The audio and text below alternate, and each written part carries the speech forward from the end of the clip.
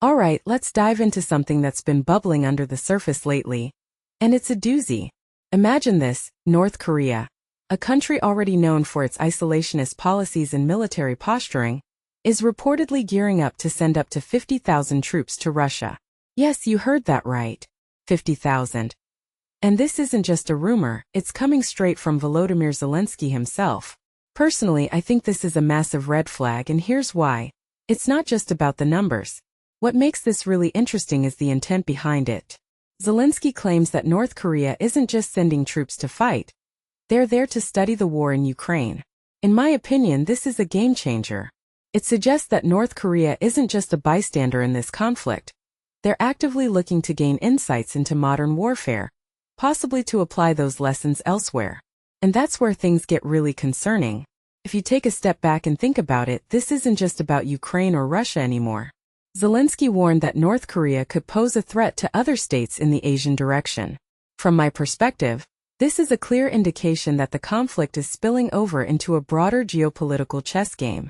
What many people don't realize is that North Korea's involvement could embolden other authoritarian regimes to test the waters, especially if they see Russia getting away with it. This raises a deeper question. Are we looking at a new axis of military cooperation that could destabilize multiple regions? Now let's talk about the NATO angle.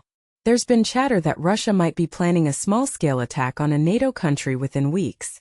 US intelligence is reportedly taking this seriously, and honestly, I'm not surprised. If Russia feels cornered, testing NATO's resolve with a limited incursion or cyber attack seems like a logical, if dangerous, move. But here's the kicker. With North Korea in the mix, the stakes just got higher. If Russia has a new ally with nothing to lose, how does that change the calculus for NATO? Personally, I think this could be a turning point in how the alliance responds to aggression. And then there's the drone incident in Bulgaria. A drone, likely from Ukraine, exploded near a gas pipeline. Now, Ukraine claims it was accidental, and I'm inclined to believe them. After all, why would they risk escalating tensions with NATO? But here's the thing.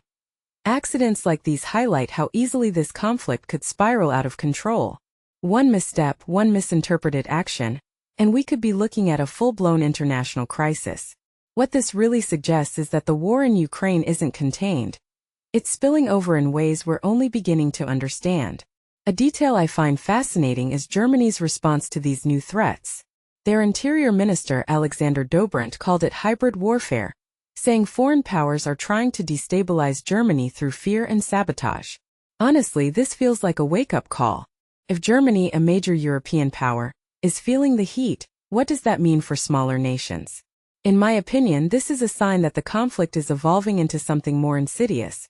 A war fought not just on battlefields but in cyberspace, in politics, and in the minds of citizens. Finally, let's talk about Trump's comments.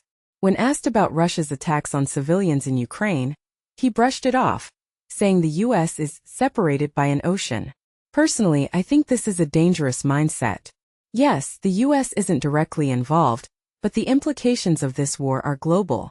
If we ignore atrocities because they're happening over there, what does that say about our commitment to human rights?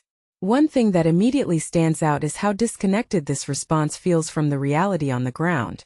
Ukraine's recent drone strikes on Russian targets, like the Wildberries warehouse, show that they're not just defending, they're pushing back.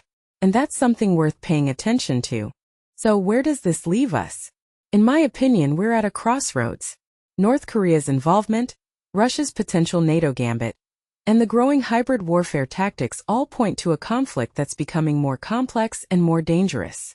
What makes this really interesting and really scary is how interconnected it all is. If you're watching this, I'd love to hear your thoughts. Do you think we're heading toward a broader global confrontation? Or is this just another chapter in an ongoing saga? Let me know in the comments. Because one thing's for sure.